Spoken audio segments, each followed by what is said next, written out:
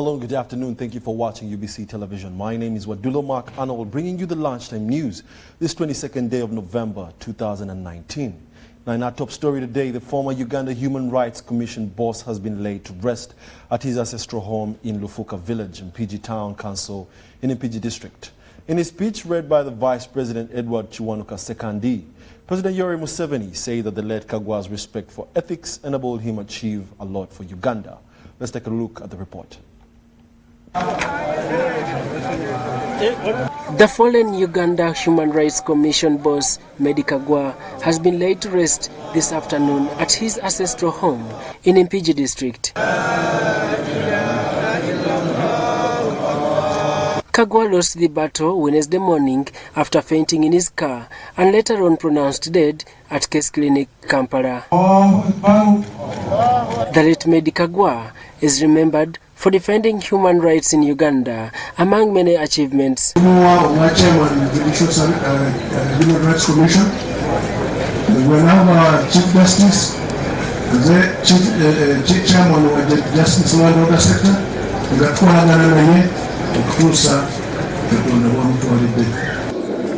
He has devoted his entire life to the service of Uganda. This is evident that he met his death on his way to work, having the previous day participated in handling over the girl child in preparation for commemoration of the World Children's Day. Sheikh Mustafa Sebagala, the late's brother, thanked government for offering Kagwa opportunity to serve his nation. For the support once again, both financially and morally, and for everything you've sacrificed for the good of Meddie Kagwa and the family of Abbas Bamulanze Chikosi. We pray that the Almighty blesses him with the Jannatul Firdaus. President Yoweri Museveni, in his speech delivered by Vice President Edward Sekandi, asked civil servants to emulate the ethics of late Kagwa to promote development in the country. He leaves behind an inspiring and valuable legacy of hard work which should be emulated by all Ugandans, especially the young generation. The nation is therefore mourning the passing of a man who selfishly served his nation in many capacities with utmost commitment. President Museveni and his vice, Edward Sekandi, contributed cash of 10 million and 2 million shillings respectively towards funeral arrangements. The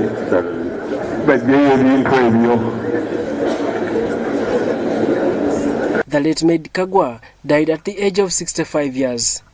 Prior to his death, Kagwa had served as the chairperson of the Uganda Human Rights Commission for more than 8 years. La ilaha illallah, la ilaha illallah, la ilaha illallah, ilaha baki illallah. Daniel Mugoya reporting for UBC.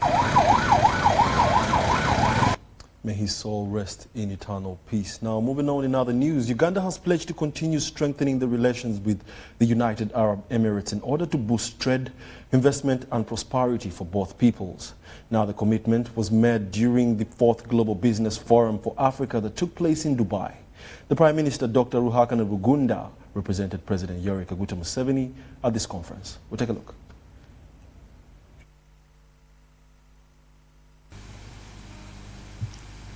The Global Business Forum was organized under the theme Scale Up Africa in an effort to underline the important role of cross-border cooperation in supporting and accelerating Africa's next phase of sustainable economic growth and development.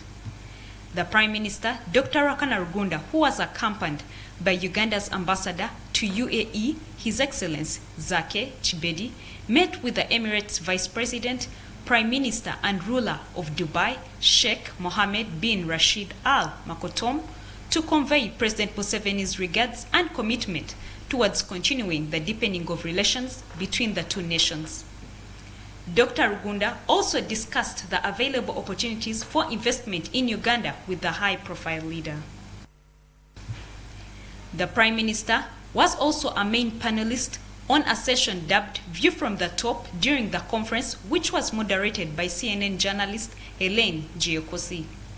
The Prime Minister used this session to highlight on the several innovations being undertaken and supported by government in Uganda, including Chira Motor Vehicle, which he described as Uganda's pride. To keep up with population growth. Do you think that the tech space and innovation is going to be one of the methods to try and fill that employment gap?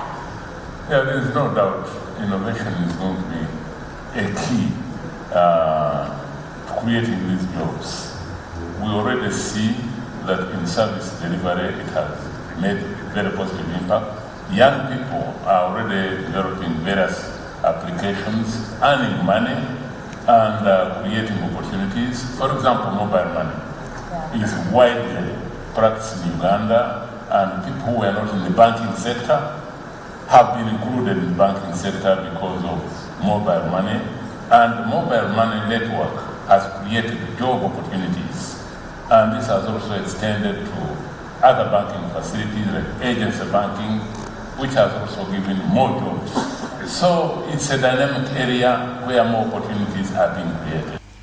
The chairman of Dubai Chamber of Commerce and Industry, His Excellency Majid Saif Al Ghurari, said there is need to embrace the existing trade partnership and relations between UAE and Africa through focusing on facilitating communication, exchange, and exploiting emerging and available opportunities. He said this will boost businesses and the economy. In less than 1 year time, we will be presented with a major opportunity to take our corporation to the next level, which is Expo 2020. Descending on Dubai, the first World Expo to be hosted in the Middle East, Africa, and South Asia region. We are very encouraged by the high number of African countries participating in the mega event, and seeing this a sign of growing confidence in Dubai and as a global business hub. For its part, Dubai Chamber is fully committed to facilitating exchange between the UAE and African business community through the variety of initiative and activity. Beyond the Global Business Forum, our international office regularly organized a trade mission joined by African companies that have come to Dubai to explore business, while have supported Dubai-based companies that have done the same in Africa. The Global Business Forum, organized by the Dubai Chamber of Commerce, which brings together heads of governments, ministers, and private sector actors, serves as a catalyst for UAE Africa economic cooperation and business exchange. Since its inception, Global Business Forum Africa has served as a catalyst for UAE Africa economic cooperation and business exchange, which has boosted the non-oil trade between Dubai and Africa, with a steady increment being witnessed in the recent years, which amounted to $37.2 billion in 2018. This trend reflects the expanding trade ties and growing business confidence between the two regions. The Global Business Forum was attended by the President of Liberia, His Excellency George Weah, the President of Zimbabwe, His Excellency Emerson Mnangagwa, among other high-level dignitaries. Doreen Nasasra reporting for UBC News. Very good report right there, especially where the Prime Minister talked about the unique impact that mobile money is bringing to East Africa. Now, moving on, the United Nations Development Programme has urged developing countries to adopt new specific approaches in order to realize sustainable development aspirations. Elsie Atafor, the UNDP country representative in Uganda, says that people with new innovative ideas should be incorporated in the new trend of development. She was speaking during the official launch to Accelerate Labs in Uganda, which aims at boosting development in developing countries. Let's take a look. The UNDP Accelerator Lab in Uganda is part of the global initiative to build a network of 60 country accelerator labs as the largest and fastest global learning network on development challenges. UNDP urges developing countries to reinforce locally sourced solutions at a scale while mobilizing young people and dynamic private partnership. The 2030 Agenda presents a paradigm shift that requires a different way of framing development issues and solutions to the contemporary challenges that our nations face. This is because these development challenges are persistent, complex, and dynamic. And the youth, this has been said before by both Elsie and Maxime, and I can only join them in making the appeal that we use this new tool, this new method, to enable those 500 to 600,000 young Ugandans who come to the job market every year and who will not automatically and necessarily find the correct jobs. The official launch was graced by the Minister for General Duties in the Office of the Prime Minister, Mary Kalolo Klut, who guarantees government's readiness to adopt modern technologies to boost the socio-economic well-being of the population. We are very, very pleased indeed, and we are eager to work with UNDP, to work with the private sector, to work with communities and development partners in accelerating the attainment of the sustainable development goals that ultimately contribute to this nation's economic development. These development labs are to be decentralized in different parts of the country and in African countries. Can deliver solutions on the issues which lie at the heart of the 2030 Agenda for Sustainable Development. We need to deliberately equip our youth with skills that we... The strategy is expected to create a network of country accelerator labs and offer a unique opportunity to test new approaches for addressing complex development issues. Abdul Nasir Lubwama and Robert Onyango for UBC News. The lab in Uganda. Thank you. In other news, Uganda Broadcasting Corporation has partnered with Good Products Group Company Limited to spearhead the first TV shopping venture in the country. Now, according to the agreement, the company is to be marketing channel to only gazetted specific zones, and it will last for 10 years. The Deputy Managing Director to Uganda Broadcasting Corporation, Maurice Mugisha, says that this initiative will offer opportunities of first-hand information of the products to viewers. We'll take a look. Initiation. Instead of you going to a shop to buy a product and first ask about it, somebody else has already given you the necessary information about that product on television. Now, TV shopping allows you get the details about a product you're buying, but also provides you access to the different products that are being manufactured by a different given company. Contract is about is to provide a platform for good products, which actually will be only marketing products manufactured in Uganda. The viewers of UBC would actually have the first right information on the product. Secondly, there will be promos running given the period from which you have watched that product. So today, if we market, for example, a mobile phone and say that this mobile phone can be accessed at the following shops in Kampala. However, if you go with this code 611 that you have seen here in UBC, you will get 5% discount on that product. So that's the concept of TV shopping. Thank you. Thank you. TV shopping right there. We look forward to marketing some of those products for you, dear viewers. Now, in other news, the Minister for State for Microfinance, Haji Haruna Kasolo, has cautioned Ugandans, especially politicians, against antagonizing the presidential initiative on wealth and job creation. A Myoga minister, Kasolo made the remarks while launching the program in the districts of Greater Mubende and Luwero, respectively. More in this report. The State Minister for Microfinance, Haji Haruna Kasolo, has warned the general public, especially politicians, against politicizing and sabotaging government programs aimed at poverty alleviation. Minister Kasolo says that many government programs have failed as a result of some political opportunists who antagonize them, warning that anyone caught will be charged with economic sabotage. Once a program like this one comes up, we are all supposed to support it, irrespective of whether you are supporting NRM, your opposition, or you are what. We are all Ugandans who are supposed to enjoy and also to earn a living.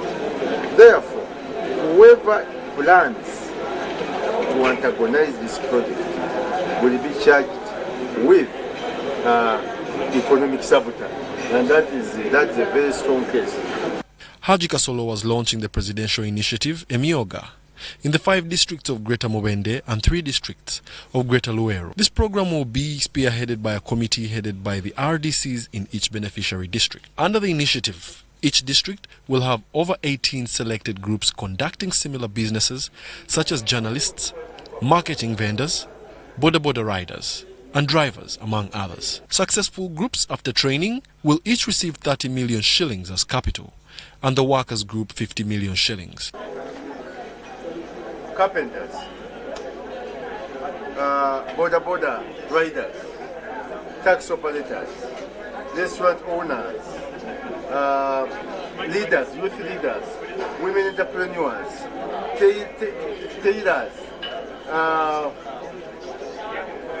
even you, the houses, you are supposed to form a group, performing artists. In attendance at the launching ceremonies were Minister of State for Kampala, Bena Bugembe, who expressed worry over the increasing numbers of farmers in subsistence farming. 65% of Ugandans are subsistence production. Era mwendo president gwatukwasa tulabenga kujja kumala economy. Ne wano wafe mu Greater Mubende njagala nkuwe statistics zino. District y'Ekiboga abantu 68 bali mu subsistence production. Abantu 86 Kiboga district. This program, however, has been hailed by the Minister for Public Service, Muruli Mukasa, who commended President Museveni for the efforts aimed at alleviating poverty.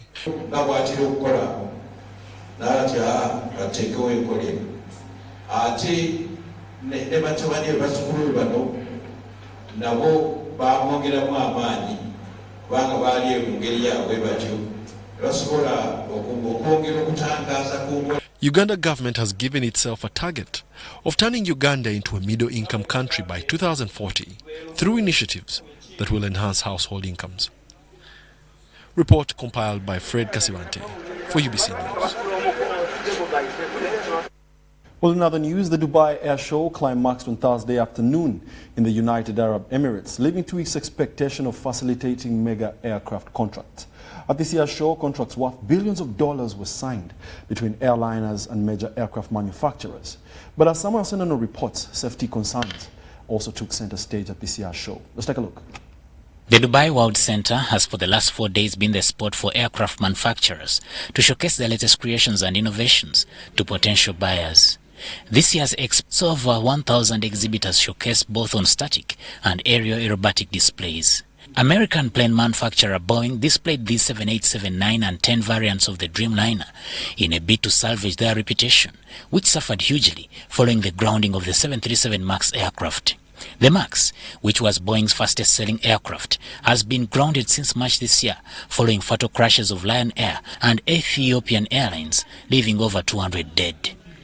The safety issues dominated most of Boeing's press conferences. We know the expectations are very high for us, as they should be. And we are committed to this mission to restore the confidence of our customers and of the flying public in Boeing. We're dedicated to this mission of safety and quality and integrity. That's who we are as the Boeing company. Nevertheless, 50 737 MAX planes were firmly ordered at the show, and Air Ghana ordered for 3 787-9 Dreamliners to resurrect its national carrier. However, this was not the case with their rivals, the European aircraft manufacturers Airbus. Airbus leaves this year's show with a busy order book. They also unveiled the first ever electric plane, nicknamed White Lightning. The airplanes that you see around us are going to be eventually electric powered. Of course, that's the beauty of where Airbus got involved, because they, of course, realized that this is going to be the future of aviation. And the technology really begins on this sort of a platform, on a very small test race platform. This is where we can prove and test some of the technologies and do a lot of the learning that's going to contribute to electric propulsion in some of the larger airplanes like you see behind. For the air display, it was Airbus's A330-800neo, which also happens to be Uganda Airlines' choice of aircraft for the long-haul flights. Closing the show with the air displays, it was the Patrouille de France flying the MR2000 and F-16.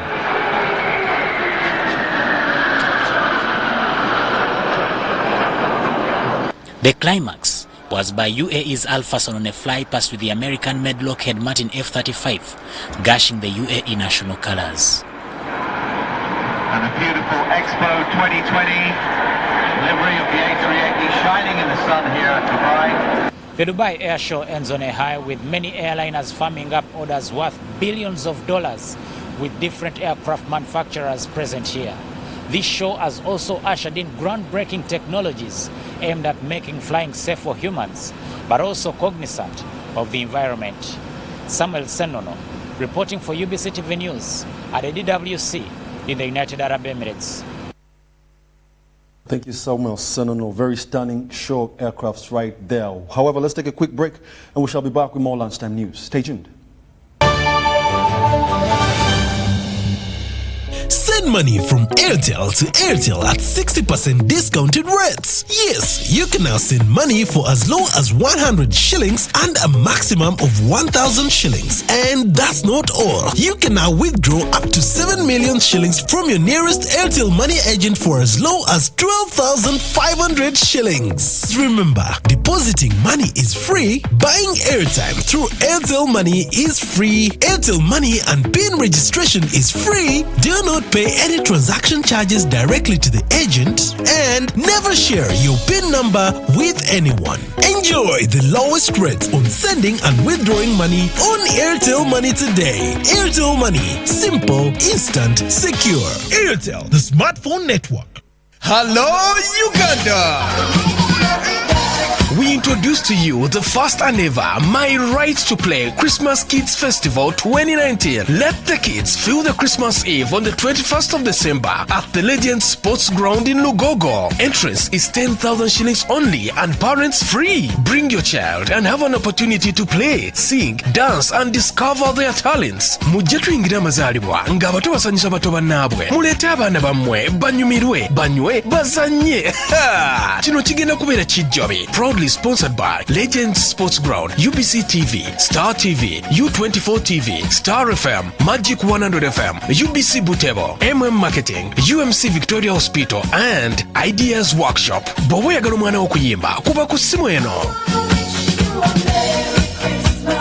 Introducing the new itel P15 smartphone with free 1GB Airtel data every month for 3 months. Enjoy unique features like the big memory, 4000 mAh big battery, 5-inch HD screen, and the fingerprint sensor. Dial *175 *9# to activate free 1GB Airtel data every month for 3 months. Get yours at the nearest itel branded shop. itel, in partnership with Airtel, the smartphone network.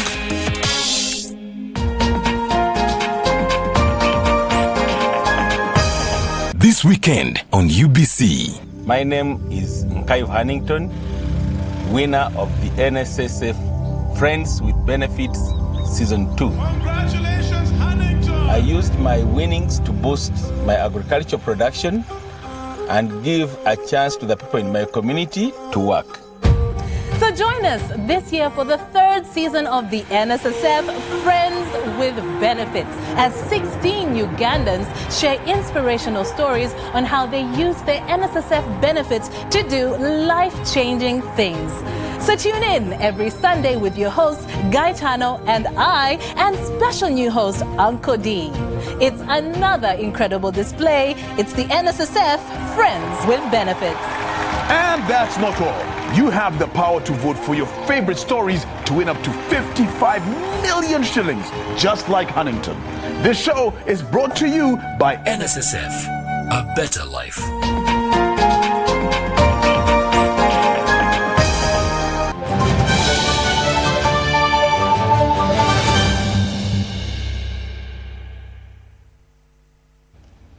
And now in the world of sports, Uganda Swimming Federation will this weekend conclude its Water Polo National League with action games at Cambridge International School, Butabika.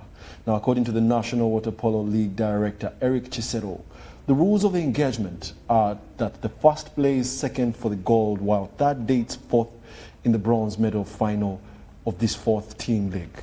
Thus, as it is, stands Makere and Budo will play for the 3rd and 4th, while Seta and Altona will vie for the top slot. Most focus will be on the Seta versus Altona game, in which Seta will look to players like Daniel Chambade, Peter Ochen, Pine Tumuine and Roland Chituka.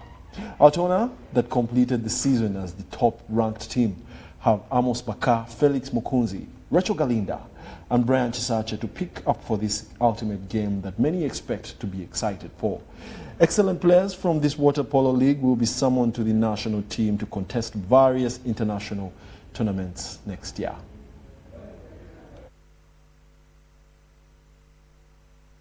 And in more sports news, Uganda has lost its first game in the ongoing Sekafa Senior Women Championship.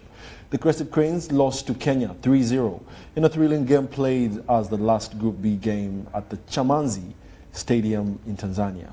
Goals from Mwanalima, Jareko, Makai, Ario and Gentrix Shilangwa took Kenya to the top of the group, with Uganda qualifying to the next round in the second position. Uganda's loss came in as a surprise after their impressive run in the group stages, where they defeated Djibouti 13-0. Hosts and defending champions, Tanzania topped group with 9 points, winning all the 3 group games. Uganda will now face defending champions Tanzania in the first semi-final game, while Kenya faces Burundi to determine the teams that make the finals.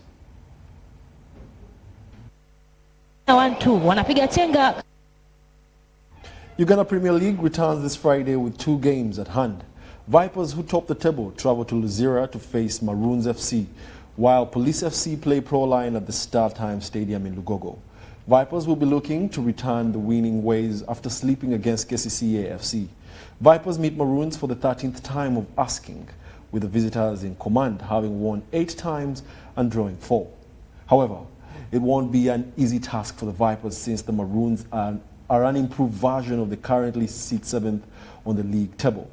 The Prison Warders have managed to win just 1 at the last 6 games against Police at home. Police, on the other hand, face Proline, who are equally matched, promising an entertaining game.